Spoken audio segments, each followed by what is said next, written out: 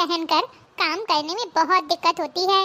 मायके में तो अपनी मम्मी और भाभी के साथ मिलकर काम करती थी, पर यहाँ तो सब अकेले ही करना होता है। सासू माँ तो किचन से संन्यास ले चुकी हैं और ना ही ननद रानी भी किसी प्रकार की मदद करवाती हैं। ऊपर से सासू माँ हमेशा किसी न किसी को घर बुलाए रखती हैं। कभी चाची सास, कभी ताई सास, तो कभी मौसी सास, तो कभी मामी सास। मैं तो पूरा दिन किचन में ही लगी रहती हूँ। ऊपर से इतनी गर्मी में तो हालत खराब हो जाती है। पिछले कुछ दिनों से मुझे अपनी तबीयत भी ठीक नहीं लगती है। जी घबराता सा रहता है, उल्टी जैसा महसूस होता रहता है। क्यों ना इस बारे में सासू माँ से बात करके देखूं, शायद वो मेरी परेशानी को समझ पाएंगी। देखो बहू, यहाँ तो तुम्हें साड़ी ही पहननी होगी, और रही काम की बात तो घर में काम ही कितना होता है।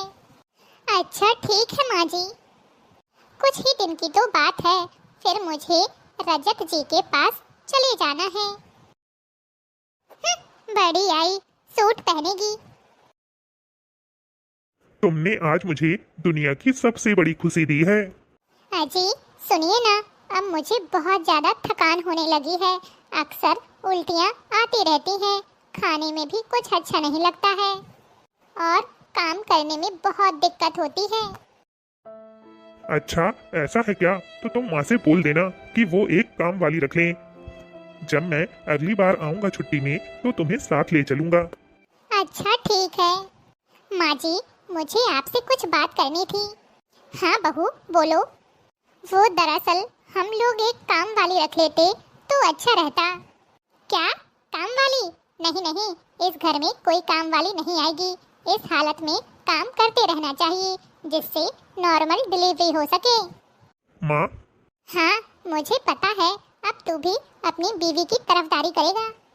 नहीं माँ, ऐसी बात नहीं है। काजल को डॉक्टर के पास दिखाने ले गया था तो उसका हीमोग्लोबिन बहुत कम है। डॉक्टर ने सलाह दी है कि उसके खान पान का विशेष ध्यान रखा जाए और ज्यादा से ज्यादा प्यार दिया जाए, उसे खुश रखा जाए। इसलिए मैं काजल को अपने साथ ले जाना चाहता हूँ। अच्छा तो दिन भर ऑफिस में रहेगा, पीछे से काजल का ख्याल कौन रखेगा? और अगर कुछ ऊंच नीच हो गई तो?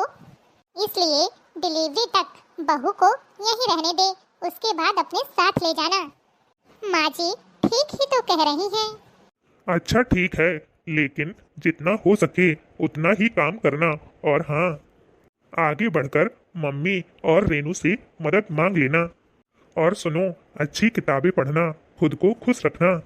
अच्छा ठीक है जी। अब तो मेरा पेट बढ़ना शुरू हो चुका है और पैरों में भी सूजन रहने लगी है। सब्जी की खुशबू से मुझे उबासी सी आती है और कुछ खाने का मन भी नहीं करता। सभी लोग खाना खा के अपने अपने कमरे में चले जाते हैं और मुझसे कोई भी नहीं पूछता कि मैंने खाया या नहीं, तबीयत ठीक है या नहीं। माँ जी, आज तबीयत कुछ ठीक सी नहीं लग रही है। बहू, ऐसी हालत में ऐसा होना सामान्य बात है, तुम आराम से सो जाओ। आज रात को तो मुझे ठीक से नींद भी नहीं आई और अब तो उठा भी नहीं जा रहा है, हाथ पैर भी दर्द हो रहे हैं। भाभी। हाँ दीदी। भाभी, मम्मी पापा चाय का इंतजार कर रहे हैं। फिर पापा को आज टूर पर जाना है तो उन्हें जल्दी निकलना होगा, इसलिए जल्दी से नीचे आके नाश्ता बना दीजिए और पापा का लंच भी पैक कर दीजिए। दीदी, आज मेरी तबीयत ठीक नहीं है, चाय आप बना लीजिए। इतने में मैं फ्रेश होकर नीचे आती हूँ, फिर नाश्ता बना दूंगी। आज तो मुझे बहुत ज्यादा वीकनेस महसूस हो रही है। एक काम करती हूँ, सासू माँ से कह देती हूँ आज का नाश्ता वो और दीदी मिलकर बना लेंगे। आज तो मुझ में इतनी भी हिम्मत नहीं है कि मैं कुछ काम कर सकूं। इन आजकल की लड़कियों ने प्रेगनेंसी को बीमारी बना रखा है, होता जाता कुछ नहीं, बीमारी का बहाना बनाकर सारा दिन आराम करने को चाहिए। माँ जी, मैं कोई नाटक नहीं कर रही हूँ, बल्कि मेरी तबीयत सच में खराब है। मुझे अभी अभी 2 उल्टियाँ हुई हैं और बहुत कमजोरी महसूस हो रही है। इसलिए मैं बस इतना कहने आई हूँ कि आज का नाश्ता आप और दीदी मिलकर बना लीजिए। तुझे शर्म नहीं आती अपनी सास और ननद से काम करने को कहते हुए? अरे बहू के रहते सास और ननद काम करे तो पाप चढ़ता है। मायके में किसी ने कुछ सिखाया नहीं है क्या?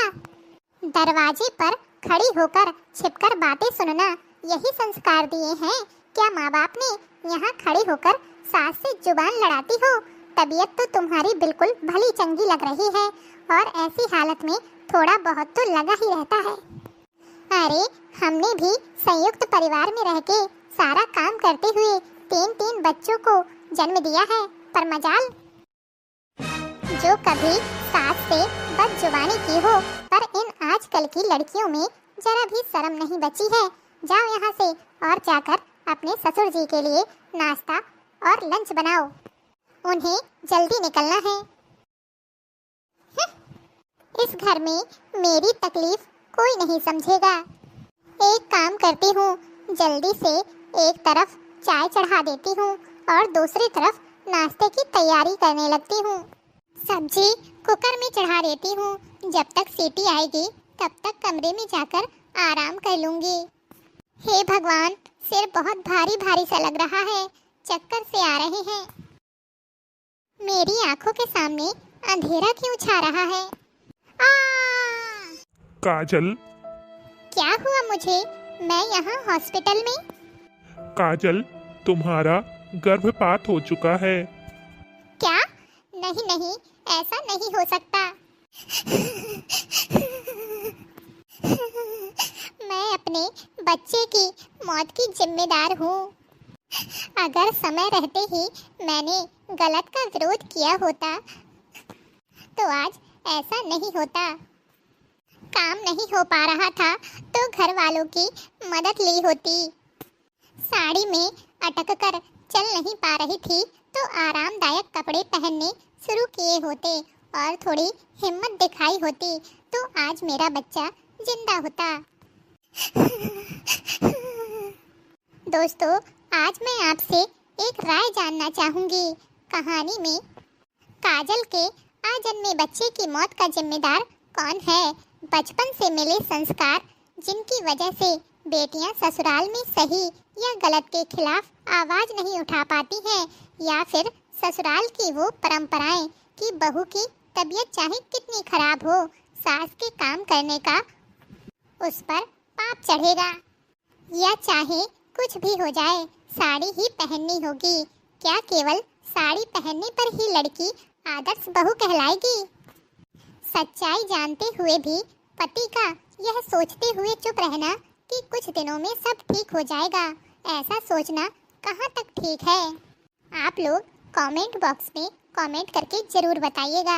हम आपके कमेंट का इंतजार करेंगे।